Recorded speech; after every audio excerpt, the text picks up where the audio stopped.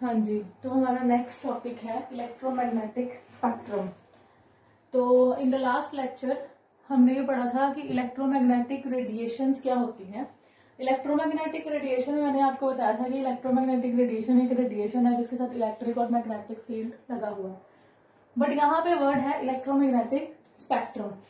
तो electromagnetic spectrum क्या है कि अगर हम डिफरेंट डिफरेंट रेडिएशंस को लेते हैं और उनको अरेंज करते हैं in the order of increasing wavelength, यहाँ पे वेवलेंथ इंक्रीज कर दी इस साइड पे, एंड डिक्रीजिंग फ्रीक्वेंसी, तो उसको हम बोलते हैं, उस अरेंजमेंट को जो हमने रेडिएशंस का किया है, वेव्स का किया है, उसको हम बोलते हैं इलेक्ट्रोमैग्नेटिक स्पेक्ट्रम।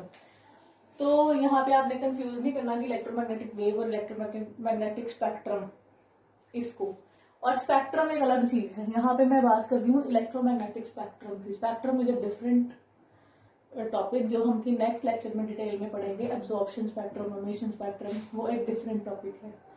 तो यहाँ पे देखो, मैंने यहाँ पे लिखा है gamma rays, X rays, ultraviolet, visible. Visible को मैंने फिर से डिवाइड कर दिया है इंफ्रारेड, माइक्रोवेव, रेडियो वेव्स। ठीक है जी। तो यहाँ पे सबसे पहली प्रॉब्लम तो मैंने आपको बताया है इलेक्ट्रोमैग्नेटिक स्पेक्ट्रम है क्या। इलेक्ट्रोमैग्नेटिक स्पेक्ट्रम क्या है? Arrangement of radiations. यहाँ पे मैं लिख देती हूँ अरेंजमेंट ऑफ इलेक्ट्रोमैग्नेटिक रेडिएशंस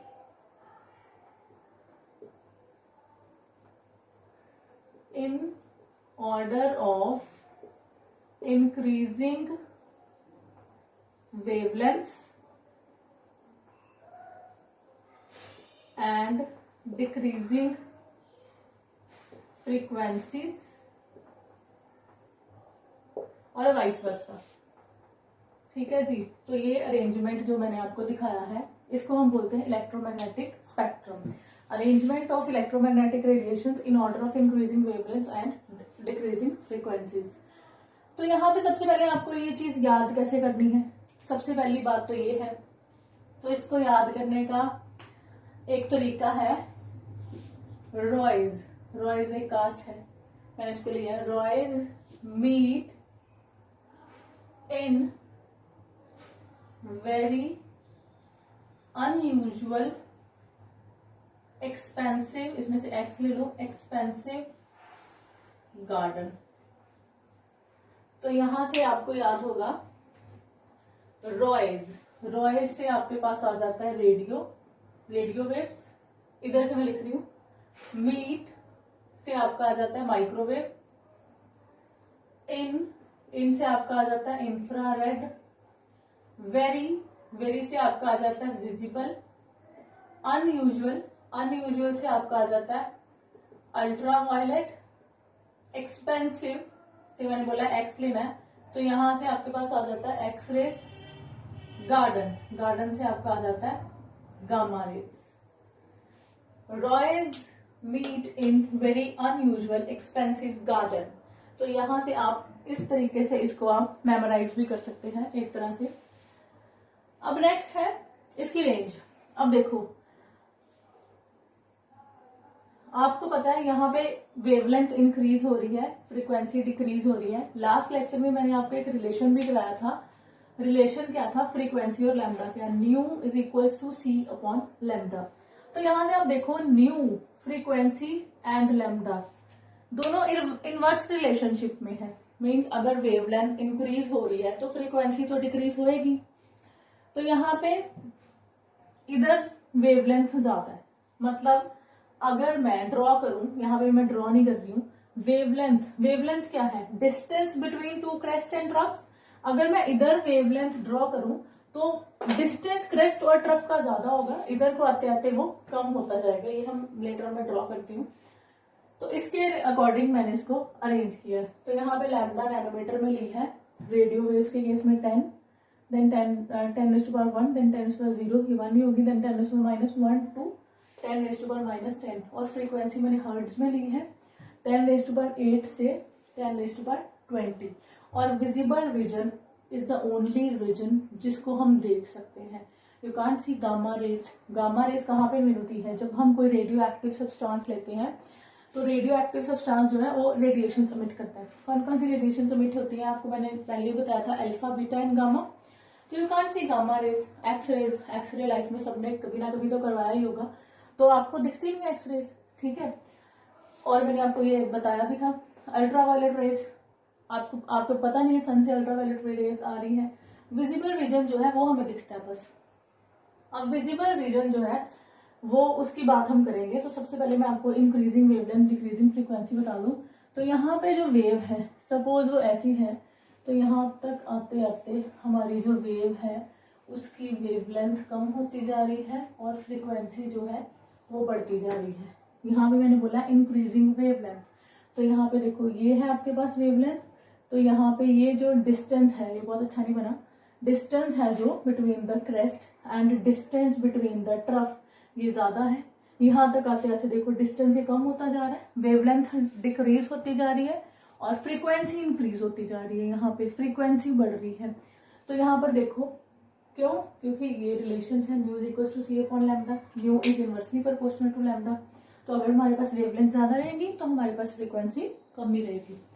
अब नेक्स्ट है, मैंने विजिबल रीजन को मैंने बोला कि विजिबल रीजन ही है जिसको हम अपनी आई से देखते हैं। तो विजिबल रीजन जो है उसमें हमारे पास कलर आते हैं वायलेट, वायलेट के साथ इंडिगो भी आता है, blue, green, yellow, orange, range, red. तो सबसे पहले विजिबल जो है उसकी रेंज जो है लैम्डा, मैंने नैनोमीटर में लिया, वेवलेंथ वो है, इधर को इंक्रीज कर रहा है, इसका इंक्रीजिंग लैम्डा 400 टू 700। रेड की वेवलेंथ सबसे ज्यादा है, तो इसका मतलब इसकी फ्रीक्वेंसी सबसे कम होगी, ठीक है जी। अब देखो, अब जो रेड कलर है वो हमें रेड क्यों नजर आता है, रेड कलर जो है वो हमें रेड क्यों नजर आता है, तो इसके लिए एक कलर व्हील है जो हम पढ़ेंगे। वो कलर व्हील से हमें पता चलेगा कि हम कौन सा देख पाते हैं कौन सा नहीं देखते हैं। तो सबसे पहले मैं बात करती हूँ, ये जो है 7 कलर, ये है विबग्योर। तो यहाँ पे वॉयलेट और इंडिगो को हम इकट्ठा रखते हैं बिकॉज वॉयलेट और इंडिगो जो है वो सेम है, एक दूसरे मर्ज किए हुए हैं। Violet, indigo, blue, green, yellow, orange, red.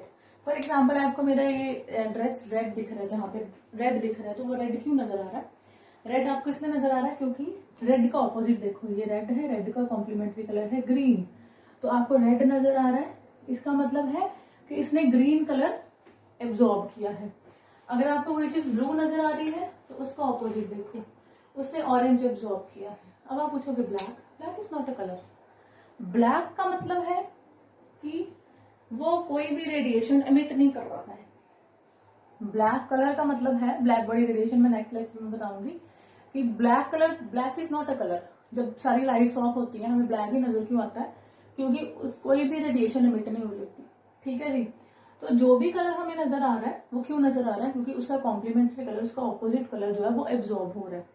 तो ये था इलेक्ट्रोमैग्नेटिक स्पेक्ट्रम। तो यहाँ पे आपको ये क्वेश्चन आता है, ये क्वेश्चन आएगा कि ये जो कंपाउंड है ये इस कलर का है, ये रेड कलर का है, इसने कौन सा कलर एब्जॉर्ब किया, तो ये आपका एक क्वेश्चन खत्म हो जाता है। और आपको क्वेश्चन आता है कि ये जो, जैसे आपको मैंने लास्ट एक क्वेश्चन कराया था कि ये इसकी इतनी रेंज आ गई है, मुझे उसका आंसर याद नहीं है, तो वो कौन से रीजन में लाई करता है, तो वो कौन से रीजन में लाई करता है वो आपको देखना है, वो आपको इस इलेक्ट्रोमैग्नेटिक स्पेक्ट्रम में से ही पता चलेगा। अब फॉर एग्जाम्पल आपको विजिबल की रेंज पूछी जाती है, बहुत कॉमन क्वेश्चन है जो आपसे पूछा जाता है, विजिबल की रेंज 400 टू 700 नैनोमीटर है।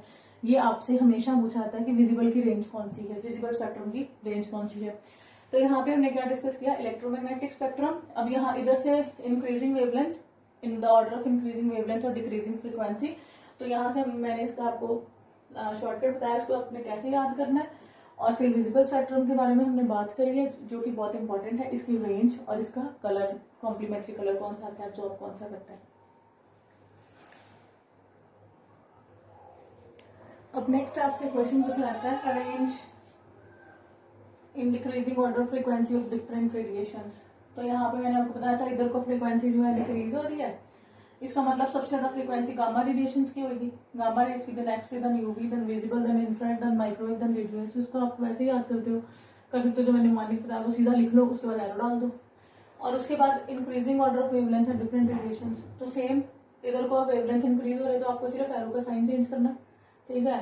तो क्या है, arrow is meet in very unusual expensive garden, तो इसके अकॉर्डिंग आप लिख लो, उसके बाद आप इसको लगा दोगे। डिक्रीजिंग फ्रीक्वेंसी या फिर इंक्रीजिंग वेवलेंथ में। तो ये भी आपको क्वेश्चन पूछा सकता है कि फ्रीक्वेंसी और वेवलेंथ को लिखो डिक्रीजिंग या इंक्रीजिंग ऑर्डर में, तो ये आपको ऐसे ही लिखना है।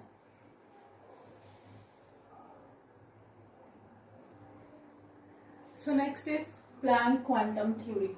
प्लैंक्स क्वांटम थ्योरी, प्लैंक ने ये जो थ्योरी दी थी मैक्स प्लैंक ने 1900 में, और उसको एक्सटेंड किया था बाद में आइंस्टाइन ने इन 1905 में।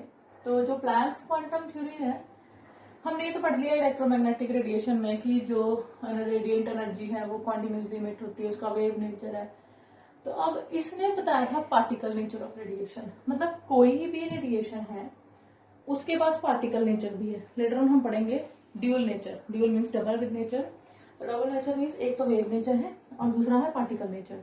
तो पार्टिकल नेचर की बात करी थी प्लैंक ने कि जो वेव है या रेडिएशन है उसका पार्टिकल नेचर है। ठीक है जी। तो सबसे पहले है कि ये प्लैंक्स क्वांटम थ्योरी दी किसने थी? मैक्स प्लैंक ने दी थी 1900 में और एक्सटेंड की थी आइंस्टाइन में। तो इसने कहा था कि जो रेडिएंट एनर्जी है कोई भी एनर्जी, सपोज उसने कहा था कि कोई भी एनर्जी है, कोई लाइट है, वो दो तरीके से हम तक पहुंच सकती है कोई भी चीज, या तो कॉन्टिन्यूसली या डिस्क्रीट फॉर्म में छोटे छोटे पैकेट्स की फॉर्म में। तो इसने कहा था कि जो रेडिएंट एनर्जी है या फिर जो लाइट है अमिट या एब्जॉर्ब होती है इन फॉर्म ऑफ पैकेट्स। इसने कहा था पैकेट्स की फॉर्म में वो एमिट या एब्जॉर्ब होती है। अगर आपको याद हो तो हमने इलेक्ट्रोमैग्नेटिक रेडिएशन जो थ्योरी पढ़ी थी लास्ट ईयर, उसने कहा था कि जो लाइट है दैट इज, या इलेक्ट्रोमैग्नेटिक रेडिएशन या फिर लाइट किसी भी source say that is emitted और एब्जॉर्ब्ड कॉन्टिन्यूसली। तो यहाँ पे ये बोल रहा है कि रेडिएंट एनर्जी एमिटेड और absorbed in form of packets not continuously. इसने कहा है कि ये पैकेट्स की फॉर्म में आती है। मैं सपोज अगर मैं यहाँ पर खड़ी हूँ, ठीक है, तो जो मेरे तक एक तो है ऐसे आए रेडिएशन, ठीक है, दूसरा तरीका है कि छोटे छोटे पैकेट्स की फॉर्म में आए। तो इसने कहा था कि जो एनर्जी मेरे तक पहुंच रही है या लाइट मेरे तक पहुंच रही है, वेव मेरे तक पहुंच रही है, वो छोटे छोटे पैकेट्स की फॉर्म में पहुंच रही है, वो कॉन्टिन्यूसली नहीं आ रही है, स्मॉल स्मॉल पैकेट्स की फॉर्म में वो पहुंच रही है। और हर पैकेट को इसने बोल दिया क्वांटा। जो हर पैकेट है उसको क्या बोल दिया? क्वांटा। और अगर ये जो रेडिएंट एनर्जी है या लाइट, ये लाइट है, तो हर पैकेट को क्या बोल दिया? इन केस ऑफ लाइट इसको बोल दिया हमने फोटोन। फोटोन बोला इन केस ऑफ लाइट। ठीक है, तो फर्स्ट पॉइंट जो है वो क्या है कि कोई भी रेडिएंट एनर्जी या कोई भी वेव, कोई भी लाइट वो कॉन्टिन्यूसली नहीं इमिट होती है।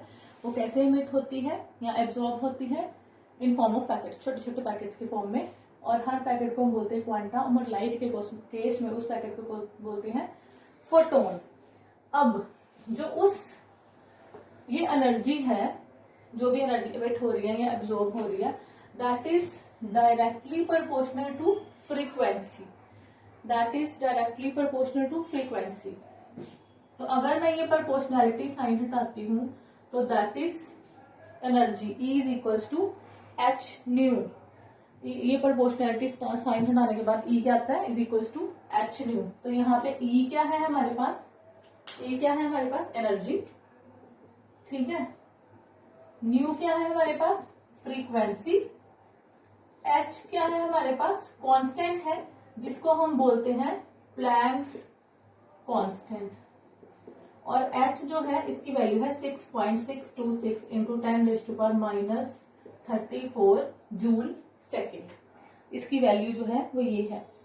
अब आपको पता है यहां पर न्यू क्या है? Is equals to C upon lambda. तो अगर मैं ये वैल्यू इसमें फिल करूं तो E क्या आ गया? H C upon lambda. ठीक है, E is equals to H new.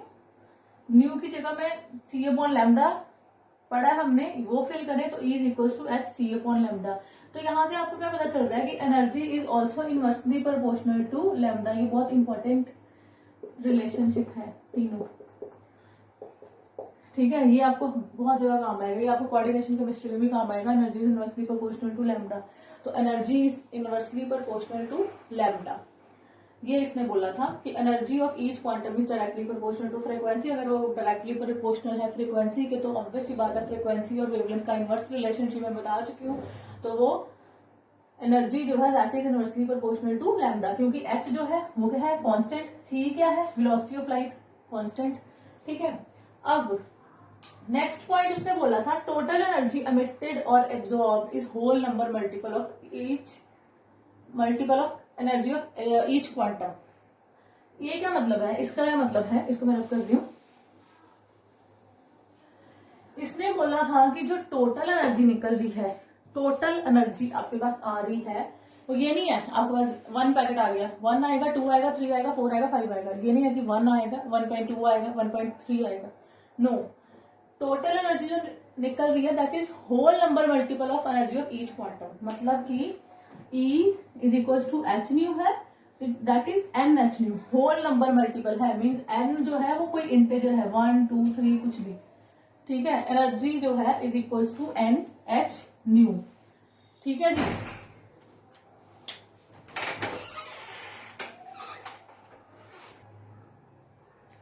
अब यहाँ पर E is equal to N H nu बता दिया मैंने। अब यहाँ पर अगर n is equal to N A है, व्हाट इज एन ए?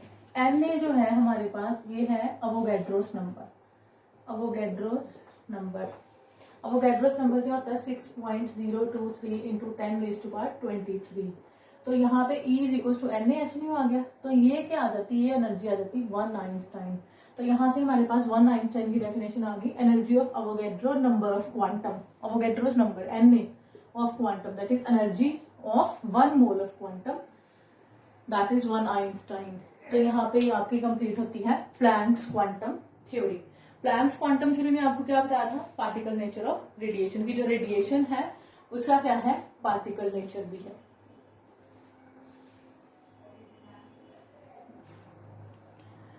तो नेक्स्ट हमने जो इलेक्ट्रोमैग्नेटिक वेव थ्योरी पढ़ ली है कि एनर्जी कॉन्टिन्यूस निकलती, डिसकॉन्टिन्यूस भी नहीं निकलती, सब कुछ मैंने एक्सप्लेन कर दिया।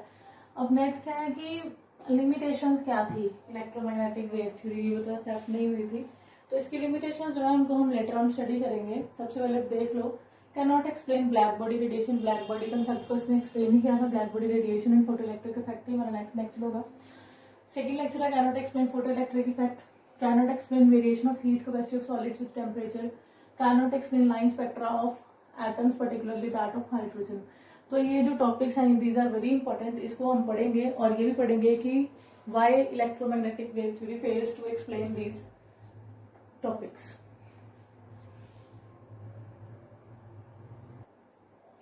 अब नेक्स्ट कुछ क्वेश्चंस हैं। Calculate the frequency and energy of a photon of radiation having wavelength 600 angstrom. तो हमें वेवलेंथ दी है 6000 एंगस्ट्रॉम, 6000 इंटू 10⁻⁻10 मीटर। फ्रीक्वेंसी निकालनी है, frequency is equal to C upon lambda. C क्या है 3 into 10⁸ metre per second over lambda 6000 into 10⁻⁻10 metre.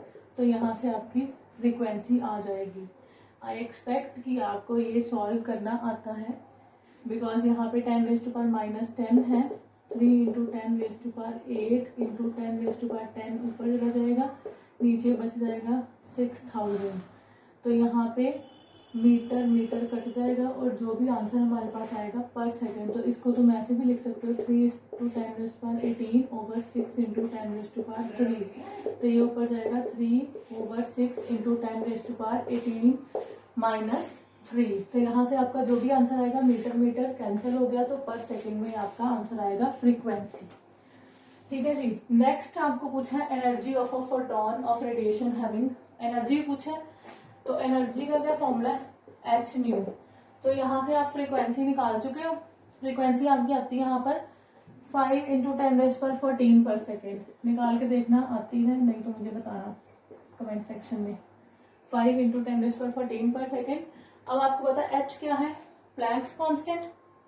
तो H की value तो आपको पता ही है 6.62 into 10⁻34 joule second into frequency आपकी आई है 5 इंटू 10⁻14 पर सेकेंड।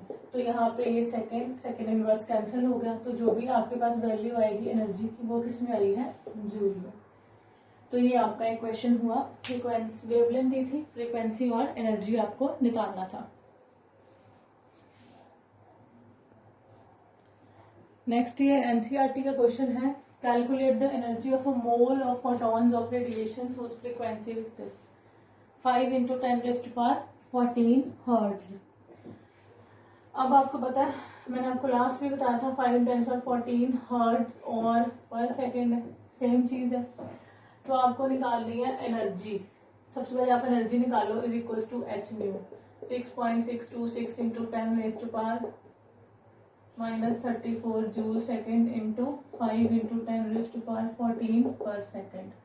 तो अब 1 मोल के लिए क्या आ जाना है, E is equal to NaH, अभी पढ़ा है। तो Na क्या है, Avogadro number 6.023 × 10⁻23 into 6.626 × 10⁻−34 joule second into 5 × 10⁻14 पर सेकेंड। तो सेकेंड आंसर आपके पास जूल में इसका आंसर आ जाएगा, energy of 1 mole of photons. ठीक है जी, तो ये हो गया हमारा नेक्स्ट क्वेश्चन। नेक्स्ट क्वेश्चन है, 100 watt bulb emits monochromatic light of wavelength 400 nanometer. Calculate the number of photons emitted per second by the bulb. 100 watt bulb है, power of bulb means 100 watt, 100 joule per second आ रहे हैं उसके पास। ठीक है जी। अब उसके बाद है, उसने हमें दिया हुआ है वेवलेंथ। वेवलेंथ हमें दी है 400 nanometre. Lambda is given 400 nanometre, 400 × 10⁻⁻9 metre. Number of photons निकालने हैं, तो पहले हम एनर्जी ऑफ 1 फोटॉन निकाल लेंगे। एनर्जी ऑफ 1 फोटॉन कैसे निकलेगी, E is equal to H nu. ठीक है, न्यू क्या है, C/λ। H क्या है, 6.626 × 10⁻34 into 3 × 10 joule second metre per second over 400 × 10⁻⁹ metre. Metre cancel, second cancel.